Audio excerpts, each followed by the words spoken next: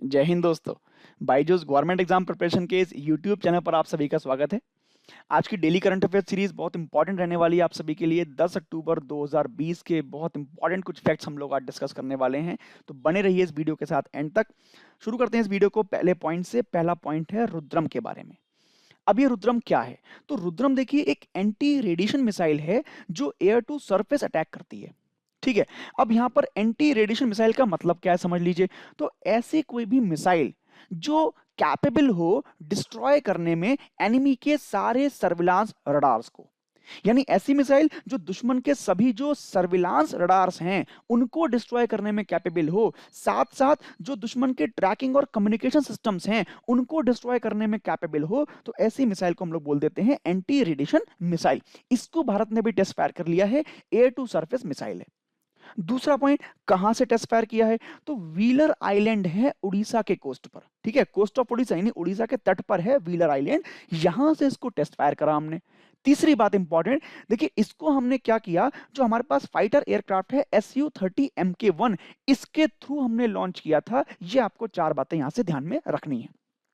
हालांकि भारत ने पहले भी एयर टू सरफेस मिसाइल बना रखी है जिसका नाम ब्रह्मोस है, उसका भी हमने अपग्रेड वर्जन भी टेस्ट फायर किया था, लेकिन ब्रह्मोस मिसाइल को भारत और रूस दोनों ने मिलकर बनाया है, जबकि रुद्रम को भारत ने अकेले बनाया है। जो भारत का डीआरडीओ है उसने अपनी लैब्स के साथ मिलकर इसको अकेले ही इसका निर्माण किया है। ठीक है, ये आपको ध्यान में रखना है। अगर हम लोग रुद्रम की बात करें तो रुद्रम के बारे में बहुत सारे कुछ क्वेश्चंस हैं जो आप याद कर सकते हैं अपने एग्जाम के पॉइंट ऑफ व्यू से। कौन कौन से? सबसे पहला, इस रुद्रम मिसाइल को हम मिराज 200 या जगुआर या फिर एचएएल का तेजस जो हमारे पास फाइटर एयरक्राफ्ट है या फिर तेजस मार्क 2 है, इन सभी एयरक्राफ्ट से हम लोग लॉन्च कर सकते हैं इस मिसाइल को। दूसरा इंपॉर्टेंट क्वेश्चन, इसकी जो स्पीड थी अभी हमने जो टेस्ट फायर किया है उसमें इसकी स्पीड थी मैक 2, यानी ध्वनि की स्पीड का दोगुना। समझ गए? तीसरी बात, जो उसकी रेंज डीआरडीओ ने बताई है वो बताई है 100 से 150 किलोमीटर के बीच, यानी इतने के बीच में जो भी हमारे दुश्मन के सर्विलांस रडार्स होंगे या फिर उसके कम्युनिकेशन सिस्टम्स होंगे उनको डिस्ट्रॉय करने में ये पूरी तरीके से कैपेबल है। ऐसी ये मिसाइल है। यहाँ पे एक बात और ध्यान करिए, देखिए जो इसके निर्माता हैं वो केवल डीआरडीओ नहीं है, बल्कि डीआरडीओ के साथ साथ भारत डायनामिक्स और भारत इलेक्ट्रॉनिक्स का भी इसमें योगदान रहा है, जिन लोगों ने इस मिसाइल को बनाया है। तो ये तीन नाम इसके निर्माता में आपको ध्यान में करने हैं। नेक्स्ट पॉइंट, मेघालय के बारे में। अब देखिए मेघालय के बारे में दो पॉइंट याद करिए। सबसे पहली बात, मेघालय की जो गवर्नमेंट है अभी उसने क्या किया है, इजराइल के साथ एक पार्टनरशिप की है। किस काम के लिए पार्टनर की है? To set up the centre of excellence, यानी राज्य में एक उत्कृष्टता केंद्र यानी सेंटर ऑफ एक्सीलेंस बनाने के लिए इजराइल के साथ मेघालय गवर्नमेंट ने अभी क्या किया है, एक पार्टनरशिप की है। अब ये सेंटर ऑफ एक्सीलेंस क्या करेगा? तो सेंटर ऑफ एक्सीलेंस क्या करेगा, जो भी राज्य की डाइवर्स बायोडाइवर्सिटी है, जो भी वहां पर रिसोर्सेज हैं, उन रिसोर्सेज को, उन बायोडाइवर्सिटी को कैसे आगे यूटिलाइज करना है अच्छी तरीके से, कैसे वहां की कृषि को डेवलप करना है, कैसे वहां के एग्रीकल्चर को डेवलप करना है, या कैसे राज्य में पर्यटन को बढ़ाना है, इन सब चीजों के लिए क्या करेगा, ये सेंटर ऑफ एक्सीलेंस राज्य की सहायता करेगा। दूसरा, इस समय जो भी वहां पे रिसोर्सेज हैं उनका प्रयोग तो करेगा ही करेगा, साथ में जो भी आगे रिसर्च होनी है उसके लिए भी वो रास्ता दिखाने काम करेगा कि किन क्षेत्रों में मेघालय रिसर्च कर सकता है, किन क्षेत्रों में आगे अपनी ग्रोथ बढ़ा सकता है, किसका प्रयोग करके, बायोडाइवर्सिटी और अपने रिसोर्सेज का प्रयोग करके। वहां पे जो महत्वपूर्ण फसलें हैं, जो सब्जियां हैं, जो फल हैं, जो पौधे हैं, उनका जो जीन पूल है उनको कैसे यूज करना है, वहां पर जो पर्यटन क्षमता है, जो वहां पे टूरिज्म कैपेसिटी है उसको कैसे बढ़ाना है, इन सब चीजों के लिए जो सेंटर ऑफ एक्सीलेंस है वो कार्य करेगा। तो ऐसा आपको ध्यान में करना है। एग्जाम के पॉइंट ऑफ व्यू से दो बातें इंपॉर्टेंट है, मेघालय, इजराइल और सेंटर ऑफ एक्सीलेंस। दूसरी बात, देखिए मेघालय की अगर बात करें तो ये यहां पर दो काम और भी करेगा। एक तो यहां पर जो state of art packaging house है उसको बताने का काम भी करेगा। दूसरा, जो मेघालय में कल्टीवेशन हो रहा है उसको इनहांस करेगा। कैसे? टेक्नोलॉजी का प्रयोग करके, यानी कल्टीवेशन में अधिक से अधिक टेक्नोलॉजी का प्रयोग हो, अधिक से अधिक वहां पे वाटर हार्वेस्टिंग हो और अधिक से अधिक वहां पे कंजर्वेशन इनिशिएटिव शुरू हो। इन सब के लिए क्या करेगा, ये सेंटर ऑफ एक्सीलेंस काम करेगा और राज्य सरकार को और तमाम एजेंसीज को एक राह दिखाएगा, एक वहां पर जनरेट करेगा आइडिया। ये आपको ध्यान में करना है। दूसरा, अगर हम लोग मेघालय की बात करें तो देखिए मेघालय के बारे में बहुत सारे क्वेश्चंस हैं जो हमारे एग्जाम में बनते रहते हैं और आगे भी बन सकते हैं। सबसे पहले कुछ बेसिक बातें, मेघालय के जो इस समय गवर्नर हैं उनका नाम याद कर लीजिए, सत्यपाल मलिक। दूसरा, जो मेघालय के मुख्यमंत्री हैं, जो चीफ मिनिस्टर हैं, उनका नाम याद कर लीजिए, कोनराड संगमा। तीसरा, मेघालय की जो कैपिटल है वो याद कर लीजिए, शिलोंग। और अब देखिए यहाँ पे कुछ पॉइंट मैं बताऊंगा आपको जो मेघालय के पॉइंट ऑफ व्यू से बहुत इंपॉर्टेंट है। एक तो आपने मासिन राम या मौसिन राम, ये दो प्रोनाउंसिएशन है, इनको आप याद कर लीजिए। ये याद कर लीजिए, ये कि मासिन राम जो है ये सबसे ज्यादा वर्षा वाला क्षेत्र है, ये आपको ध्यान में करना है। इससे पहले चेरापूंजी था, उसके बाद फिर मौसिन राम हो गया, जहां पर सर्वाधिक वर्षा काउंट की गई है, सर्वाधिक वर्षा वहां पे रिकॉर्ड की गई है। ये आपसे कई बार पूछ सकता है कि मासिन राम किस प्रदेश में है या सर्वाधिक वर्षा वाला क्षेत्र कौन सा है, तो वो मासिन राम मेघालय। दूसरा, यहां पर एक फॉल बहुत इंपॉर्टेंट है जिसका नाम है द एलिफेंट फॉल, ये भी शिलोंग में ही है। ये कई बार एग्जाम में पूछा गया है कि एलिफेंट फॉल भारत के किस राज्य में है, तो वो मेघालय में है। ये एलिफेंट फॉल क्यों बोला? आप एलिफेंट फॉल का अगर फोटो देखेंगे तो एलिफेंट फॉल जो है हाथी की तरह लगता है, इसलिए इसको बोलते हैं हम लोग एलिफेंट फॉल। दूसरा, नोहाकलाई, ये फॉल देखिए बहुत इंपॉर्टेंट है, 2-3 बार एग्जाम में पूछ चुका है। तो नोहाकलाई फॉल जो है ये भी दुनिया का चौथा सबसे ऊंचा झरना है, इसके लिए भी आपके लिए बहुत इंपॉर्टेंट है, ये भी आपको यहां से ध्यान में रख लेना है। तीसरा, ये मौसमी केव, ये कई बार पूछी गई है एग्जाम में कि कहां पे है, कौन से प्रदेश में है, तो ये कहां पे है, ईस्ट खासी हिल, जो अपने मेघालय में गारो, खासी, जयंतिया, तीन जो हिल्स हैं, तीन जो पहाड़ियां हैं, उसी में जो खासी हिल्स हैं, उन खासी हिल का जो पूर्वी क्षेत्र है वहां पर ये मौसमी केव पाई जाती हैं, ये आपको यहां से ध्यान में कर लेना है। दूसरा, इजराइल की बात करें तो इजराइल के बारे में 3 बातें, इसकी जो कैपिटल है वो याद कर लीजिए, यरूशलेम। दूसरा, यहाँ पे करेंसी कौन चलती है, तो शेकेल करेंसी चलती है, इजरायली शेकेल। और यहाँ के जो प्राइम मिनिस्टर हैं वो न्यूज में रहते हैं, जिनका नाम है बेंजामिन नेतन्याहू। ये यहाँ पे आपको 3 बातें इजराइल के बारे में भी ध्यान कर लेनी है। नेक्स्ट पॉइंट है अमेजॉन इंडिया के बारे में। तो अभी अमेजॉन इंडिया ने और आईआरसीटीसी ने क्या किया है, एक टाई अप किया है। किस चीज के लिए टाई अप किया है? ऑनलाइन ट्रेन टिकट बुकिंग के लिए टाई अप किया है, ठीक है। अब देखिए क्या होगा, जो अमेजॉन इंडिया है उसने क्या किया, उसने आईआरसीटी के साथ एक साझेदारी की है। किस चीज के लिए? कि अपने जो भी ग्राहक हैं अमेजॉन इंडिया के, उनको वो एक फैसिलिटी दे सके to book the reserve train tickets on Amazon. यानी जो भी अमेजॉन के ग्राहक हैं वो अमेजॉन की एप्लीकेशन से ही जो ट्रेन के टिकट हैं वो बुक कर पाए, ऐसी अमेजॉन ने भी साझेदारी की है आईआरसीटीसी के साथ। अब क्या होगा, जो भी ग्राहक हैं वो इस नए साझेदारी के बाद क्या कर सकेंगे, अमेजॉन ऐप पर ही जो भी अपनी कोटा अवेलेबिलिटी हैं या फिर जितने भी अपने जो सीट नंबर हैं या सीट हैं, उनकी सारी जानकारी जो है वो अमेजॉन ऐप से वो ले सकते हैं, ये आपको ध्यान करना है। दूसरा, अमेजॉन ने एक और भी सर्विस दी है, एक और भी सर्विस यहां से हमको मिल जाएगी, वो ये कि ऐसे टिकट जो हमने अमेजॉन पर बुक किए थे उनकी पीएनआर स्टेटस की हम लोग लाइव चेकिंग भी कर पाएंगे। दूसरा, जो अमेजॉन पर टिकट बुक किए गए हैं उनको हम लोग डाउनलोड भी कर पाएंगे और उनको हम लोग कैंसिल भी कर पाएंगे। ये भी एक सर्विस अमेजॉन अभी देने वाला है, लेकिन ध्यान रखिए केवल जो अमेजॉन पर बुक किए गए हैं उन्हीं टिकट्स की यहां पे बात होगी। अमेजॉन की बात आई है तो अमेजॉन के बारे में आप 2 बातें बहुत जरूरी है ध्यान रखना। एक तो अमेजॉन के सीईओ जो हैं, जो इसके चीफ एग्जीक्यूटिव ऑफिसर हैं, उनका नाम याद कर लीजिए, जेफ बेजोस। फाउंडर भी यही है, सीईओ भी यही है, और इसको 1994 में इसको फाउंड किया गया था, स्थापित किया गया था। इसका जो हेडक्वार्टर है वो वॉशिंगटन में है। अगर हम लोग आईआरसीटीसी की बात करें तो उसकी फुल फॉर्म याद करिए पहले तो, Indian railway catering and tourism corporation. अब इसके जो समय चेयरमैन और एमडी हैं उनका नाम है महेंद्र प्रताप माल, ये आप याद करिए। इसका हेडक्वार्टर न्यू दिल्ली में है, ये भी आपको ध्यान कर लेना है। तो ऐसे कुछ क्वेश्चन यहां से आपको याद कर लेने हैं। नेक्स्ट पॉइंट, स्वामित्व स्कीम के बारे में समझते हैं। अभी क्या किया है पीएम मोदी ने, तो पीएम मोदी ने अनाउंस किया है कि जो भी हमारे रूरल लैंड ओनर्स हैं उनको क्या होगा, उनको प्रॉपर्टी कार्ड्स हम लोग डिस्ट्रीब्यूट करने वाले हैं इस स्वामित्व स्कीम के अंतर्गत, ठीक है। कुल कितने होंगे, तो 1 लाख प्रॉपर्टी होल्डर्स हैं जो रूरल एरियाज में हैं, उनको ये कार्ड इशू किए जाएंगे। कैसे इशू किए जाएंगे, उनको एसएमएस लिंक एक प्राप्त होगा जहां से वो अपने जो प्रॉपर्टी कार्ड हैं वो डाउनलोड करेंगे, और उसके बाद जो रिस्पेक्टिव स्टेट गवर्नमेंट्स हैं वो वहां से उनको फिजिकल प्रॉपर्टी कार्ड जो है वो प्रोवाइड कराएगी, ऐसी स्कीम है। अब कितने स्टेट में है? तो कुल मिला के जो है वो 6 स्टेट हैं जहां पर ये प्रॉपर्टी कार्ड इशू होने हैं। इन स्टेट में भी टोटल नंबर ऑफ जो विलेजेस हैं वो कितने हैं? 763 टोटल नंबर ऑफ विलेजेस हैं जहां पर ये कार्ड इशू होने हैं। हालांकि इनके नंबर अलग-अलग भी मैंने यहाँ बताए हैं। 346 विलेजेस हैं जो उत्तर प्रदेश में हैं, 221 जो है वो हरियाणा में है, 100 जो है वो महाराष्ट्र में है, 44 जो है वो मध्य प्रदेश में है, 50 जो है वो उत्तराखंड में है और 2 कर्नाटका में। बट आपको एग्जाम के पॉइंट ऑफ व्यू से केवल टोटल नंबर याद रखना है, 6 स्टेट और 763 विलेजेस। अब देखिए स्वामित्व स्कीम की बात कर लेते हैं। तो स्वामित्व स्कीम क्या है? स्वामित्व स्कीम की हमने शुरुआत की थी पंचायती राज डे, यानी नेशनल जो पंचायती राज दिवस है 24 अप्रैल को मनाया जाता है। उस दिन 2020 में हमारे जो पीएम मोदी हैं उन्होंने इस स्कीम की शुरुआत की थी।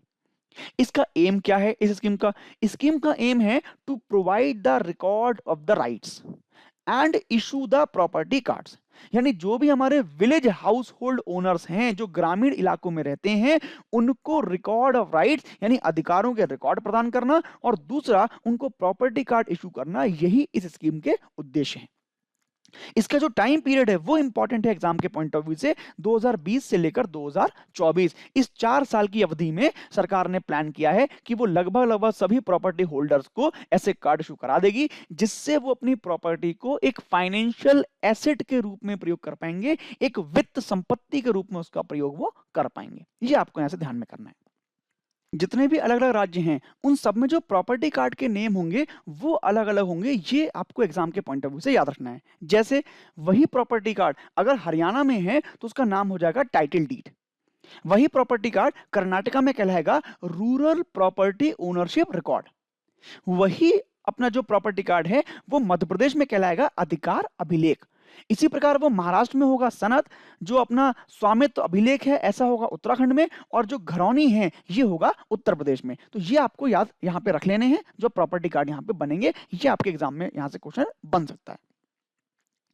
आगे बढ़ जाते हैं अगले पॉइंट की तरफ। अगला पॉइंट इंपॉर्टेंट है, आइनॉक्स ऑक्सीजन प्लांट के बारे में है। तो उत्तर प्रदेश में अभी ये बनाया जाएगा, अभी इसको कमीशन किया गया है आइनॉक्स एयर प्रोडक्ट्स के द्वारा। ठीक है, तो अपने मुख्यमंत्री जो है उत्तर प्रदेश के आदित्यनाथ जी, इन्होंने 8 अक्टूबर 2020 को ऐसा एक नया क्रायोजेनिक ऑक्सीजन प्लांट कमीशन करने का फैसला किया है जो कि आइनॉक्स एयर प्रोडक्ट के द्वारा करा जाएगा कमीशन। ये आपको ध्यान रखना है। क्या है ये? तो ultra high purity air separation plant है जिसकी कैपेसिटी है 150 टन पर डे की। ऐसा ये सेपरेशन प्लांट यहां पर लगाया जाएगा। कहां लगाया जाएगा? तो याद कर लीजिए, गाजियाबाद के मोदी नगर में इसको लगाया जाएगा। और ये प्लांट क्या करेगा? 3 तरह की गैसेस को प्रोड्यूस कर सकता है। कौन कौन सी? लिक्विड ऑक्सीजन, लिक्विड नाइट्रोजन और लिक्विड ऑर्गन। देखिए ये क्वेश्चन इंपॉर्टेंट है जो एग्जाम में पूछ सकता है कि ये जो आइनॉक्स ऑक्सीजन प्लांट है ये कितने प्रकार की गैसेस को बनाएगा? तो 3 गैसेस को बनाएगा, लिक्विड ऑक्सीजन, लिक्विड नाइट्रोजन और लिक्विड ऑर्गन। ये आपको यहाँ पे ध्यान में कर लेना है। अगर अभी हम बात करें तो यूपी की जो इस समय कैलिबर है, जो क्षमता है वो लगभग लगभग 115 मीट्रिक टन है, जो कि इस प्लांट के बाद कितनी हो जाएगी? 265 मीट्रिक टन पर डे की हो जाएगी। ऐसा केवल इसलिए किया गया है कि जो भी हमारे हॉस्पिटल्स हैं या जो भी हमारे और भी जो एजेंसीज हैं उनको सरकार क्या चाहती है कि एक सहायता देना चाहती है, यहां से उनको एक बूस्टअप मिलेगा कि वो अपना काम और ढंग से कर पाएंगे। जो भी उनके पास कमियां हैं ऑक्सीजन की या जो और भी चीजों की उनको जरूरत है, वो यहाँ पर ये प्लांट उनको हेल्प यहाँ से कर पाएगा। देखिए ये प्लांट की अगर हम बात करें तो 2018 में जो इन्वेस्टर समिट हुई थी यूपी में, उस दौरान ही आइनॉक्स से इसका समझौता हो गया था, ऐसा प्लांट लगाने की बात हो गई थी। हालांकि इसकी आधारशिला जो है वो 2018 में 29 जुलाई को हमारे प्रधानमंत्री मोदी साहब द्वारा रखी गई थी। तो ऐसे कुछ पॉइंट आपको यहाँ पे याद कर लेने हैं। नेक्स्ट पॉइंट की बात कर लेते हैं, वर्ल्ड इकोनॉमिक फोरम की एनुअल मीटिंग के बारे में न्यूज़ है जो 2021 में होनी है। तो अभी वर्ल्ड इकोनॉमिक फोरम ने अनाउंस किया है कि उनकी जो 2021 की मीटिंग होगी वो 18 टू 21 मई के बीच में होगी। कहां पर होगी? तो जगह आप याद कर लीजिए, ल्यूसन बर्गनस्टॉक ये जगह है, यहां पर ये मीटिंग होने वाली है। दूसरा इंपॉर्टेंट क्वेश्चन जो इस न्यूज से है वो है इनकी थीम। देखिए 2021 में जो इन्होंने थीम अपनी सेट की है वो है द ग्रेट रीसेट। इसका सीधा मतलब है कि कोविड 19 के कारण पूरे दुनिया की जो इकोनॉमी है वो बर्बाद हो चुकी है। अब उससे निकलना है तो हमें दोबारा जीरो से शुरुआत करनी पड़ेगी। उसके लिए हमें क्या करना है, उसके लिए हमारे पास क्या सॉल्यूशन है, इसी को सोचकर इन्होंने यहाँ पे जो नाम रखा है थीम का वो है द ग्रेट रीसेट। ये आपको यहाँ से याद कर लेना है जो कि बहुत इंपॉर्टेंट है आपके एग्जाम के पॉइंट ऑफ व्यू से। इस मीटिंग में इन्होंने यही करना है कि जितने भी सॉल्यूशंस हैं, ऐसे सॉल्यूशन जो सबसे बड़ी चुनौतियों से निपटने के लिए जरूरी हैं, तो इन सॉल्यूशंस पर ही पूरा ध्यान इनका केंद्रित रहेगा। पूरी तरह से मीटिंग इसी पर फोकस रहेगी।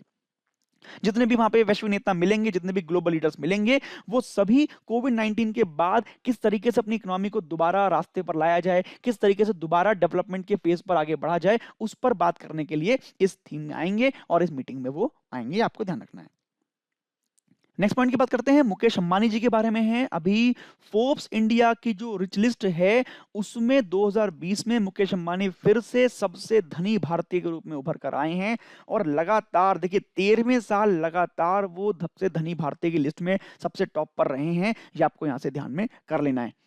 अगर हम बात करें मुकेश अंबानी जी की, तो कोविड 19 में जहां एक और सबकी इकोनॉमी ध्वस्त हो चुकी है, खराब हो चुकी है, वहीं जो मुकेश अंबानी जी हैं उनकी जो संपत्ति है उसमें 37.3 बिलियन डॉलर का इजाफा हुआ है, जो कुल मिलाकर 73% से अधिक है। 73% ग्रोथ उनकी जो हुई है वो इस बार हुई है। अगर मुकेश अंबानी जी की बात करें तो उसके बाद सेकंड नंबर पर जो है वो अडानी ग्रुप के चेयरमैन गौतम अडानी जी हैं, और थर्ड नंबर की अगर हम बात करें तो वो शिव नाडर जी हैं, जो इंडिया में सबसे धनी भारतीय के रूप में तीसरे नंबर पर रहे हैं। ऐसे आपको 3 पोजीशन ये याद करनी है। हालांकि इस लिस्ट में बहुत लंबी लिस्ट है, लेकिन शुरुआत के 10 लोगों की लिस्ट मैं यहाँ पे आपके लिए लेके आया हूँ। देखिए शुरुआती 10 इंडियंस ये हैं जो इस लिस्ट में टॉप पर रहे हैं। सबसे ऊपर मुकेश अंबानी जी हैं, फिर गौतम अडानी हैं, और उसके बाद शिव नाडर जी हैं। ये 3 नाम आपको अपने एग्जाम के पॉइंट ऑफ व्यू से याद करने हैं। इसके अलावा पूरी हम लोग ये लिस्ट देख सकते हैं। ये तीनों फोटो हैं, आपको ध्यान करना है। मुकेश अंबानी जी पहले नंबर पर, दूसरे नंबर पर अडानी ग्रुप के चेयरमैन है, और तीसरे नंबर पर हमारे शिव नाडर जी हैं। ऐसे तीनों आपको ध्यान में बातें रखनी है। नेक्स्ट पॉइंट की बात कर लेते हैं, ब्रिक्स बैंक के बारे में है। ब्रिक्स बैंक ने अभी भारत में 2 प्रोजेक्ट्स हैं, दिल्ली मेरठ रेल और मुंबई मेट्रो। इन दोनों ही प्रोजेक्ट्स के लिए लगभग 741 मिलियन डॉलर्स का लोन को अप्रूव कर दिया है, जो भारत को मिलेगा, भारत की डिफरेंट एजेंसीज को मिलेगा। आपको ध्यान करना है। अगर दोनों ही प्रोजेक्ट्स की हम लोग अलग अलग बात करें, तो जो हमारा Delhi Ghaziabad Meerut regional rapid transit system है, उसको बनाने के लिए लगभग हमको मिलने वाला है 500 मिलियन यूएसडी, और जो हमारा मुंबई मेट्रो है उसके लिए मिलने वाला है 241 मिलियन यूएसडी। ये आपको अलग अलग यहां से याद रखना है। अगर दोनों ही प्रोजेक्ट्स की हम लोग अलग अलग बात करें तो यहां से कुछ क्वेश्चन हमें एग्जाम के लिए मिल जाएंगे।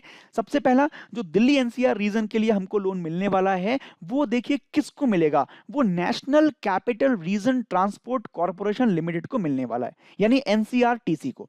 यही वो एजेंसी है जो ये काम करने वाली है, तो वो लोन सीधे इनको मिलने वाला है। ये आपको ध्यान करना है, एजेंसी आपसे पूछ सकता है।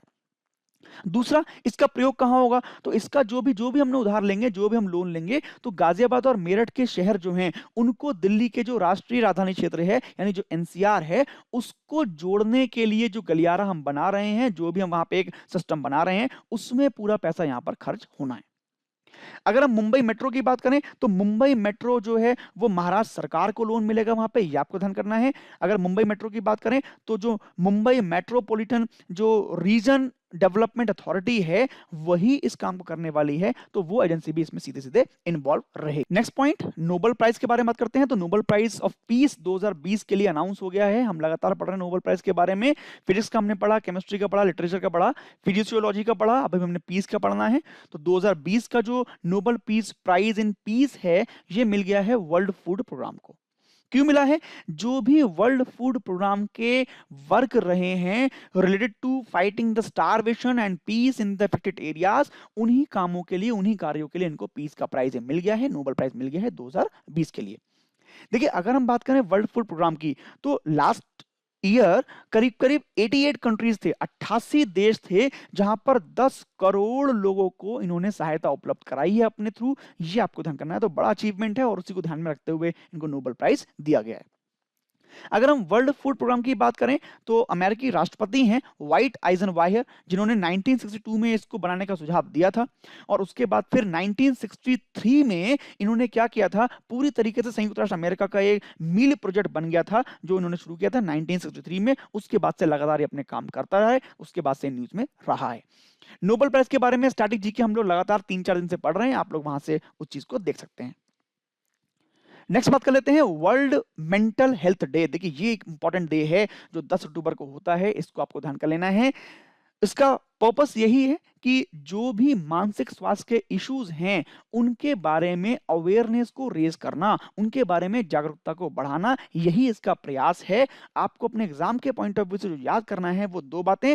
इसको मनाने वाली जो फेडरेशन है उसका नाम होता है world federation for mental health. ये फेडरेशन इसको मनाती है, इसके थ्रू ये मनाया जाता है। दूसरा, इस साल के लिए जो इस डे की थीम डिसाइड की गई है वो क्या डिसाइड है? मेंटल हेल्थ फॉर ऑल, यानी सभी के लिए मानसिक स्वास्थ्य, ये थीम है। तो ये आपको यहां से ध्यान में कर लेना है। अगर शुरुआत की बात करें तो 1992 में इसको पहली बार मनाया गया था world federation for mental health के द्वारा। उसके बाद से लगातार इसको मनाते आ रहे हैं। यहां पे आपको ये बात ध्यान में रख लेनी है। नेक्स्ट बात करते हैं, कुछ फैक्ट्स की बात कर लेते हैं। तो हमने कल तक कुछ डिसीज के बारे में पढ़ा था, आज हम लोग सोलर सिस्टम को शुरू कर रहे हैं। सोलर सिस्टम से संबंधित फैक्ट्स मैं आपको लगातार बताऊंगा, वो आपको ध्यान करने हैं। आज कुछ पॉइंट याद करते हैं जो बहुत इंपॉर्टेंट है हमारे एग्जाम के पॉइंट ऑफ व्यू से। सबसे पहला, हमारे सोलर सिस्टम में देखिए कुल मिला के अगर ग्रहों की संख्या पूछी जाएगी, नंबर ऑफ प्लैनेट पूछे जाएंगे, तो देखिए याद कर लीजिए 8 हैं। पहले 9 थे लेकिन एक ग्रह को हमने ग्रहों की श्रेणी से निकाल दिया था। उसके बाद हमारे सोलर सिस्टम में अब कितने रह गए हैं? 8 रह गए हैं। दूसरा पॉइंट जो कई बार एग्जाम में आया है वो ये है कि पृथ्वी के पास सबसे कौन सा प्लेनेट है। तो देखिए पृथ्वी की बात करें तो पृथ्वी आपको दिखाई दे रही है। इस पृथ्वी के एक तरफ है मार्स और एक तरफ है वीनस, ठीक है। तो अगर पूछे पृथ्वी के पास कौन सा है तो याद करिए वीनस जो है ये पृथ्वी के सबसे पास में है, जिसको हम शुक्र बोलते हैं हिंदी में। ये आपको ध्यान करना है। वीनस को ही हम लोग बोलते हैं इवनिंग स्टार और मॉर्निंग स्टार। ये क्वेश्चन कई बार आपको एग्जाम में मिलेगा कि किस ग्रह को, किस प्लैनेट को हम लोग मॉर्निंग स्टार और इवनिंग स्टार बोलते हैं। तो वो वीनस ही है जिसको हम लोग मॉर्निंग स्टार और इवनिंग स्टार बोलते हैं।